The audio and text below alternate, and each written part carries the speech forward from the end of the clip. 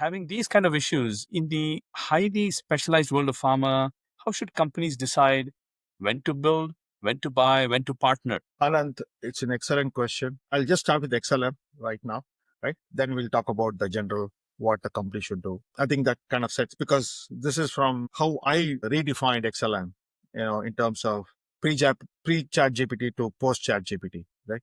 We pivoted. We were a one product pony before chat GPT, continuous validation, and that's it. Now we have 12 products, right? So, and just continuous validation itself, we have completely transformed it. It's totally autonomous right now. We have agents doing user requirements, generating test scripts, so and executing them with no help from humans. All you tell the bot is what you want in a ticket. It gets it done. No code to write, nothing to write.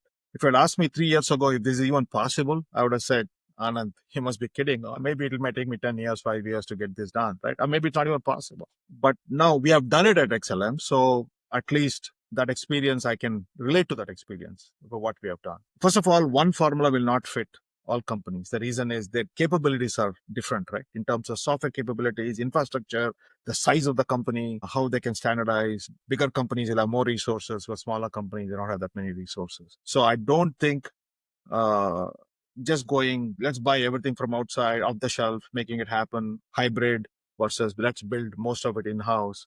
I don't know what is right, and I cannot say that, but just gut feel is that it has to be somewhere in middle of the road. Maybe some tools you buy, but still you need to have the capability in-house to configure it and maybe make it work for me, for my company, right? Because my situation is very different. I cannot buy it off the shelf and make it work for every process that I have in manufacturing, because nobody's delivering agents for pharma manufacturing. So that is very unrealistic, I think. So in my opinion, probably it's like the middle of the road, depending on the use case. Maybe customer service, maybe you can do most of it. You can buy maybe little configuration, maybe you can make it work. But let's say if it's some kind of a quality process that's very specific to my company, that may not be possible. So I think it'll be a middle of the road.